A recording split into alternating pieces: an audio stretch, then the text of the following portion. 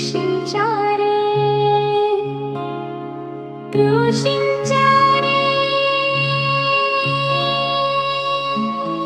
6.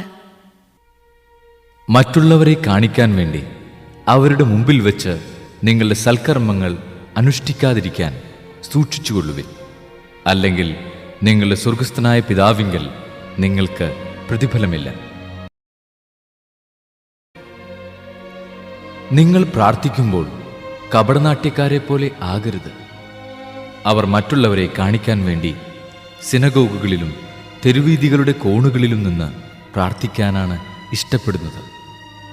സത്യമായി ഞാൻ നിങ്ങളോട് പറയുന്നു, അവർക്ക് പ്രതിഫലം ലഭിച്ചു കഴിഞ്ഞു. നിങ്ങൾ ഉപവസിക്കുമ്പോൾ കപടനാട്യക്കാരെ പോലെ വിഷാദം ഭാവിക്കരുത്.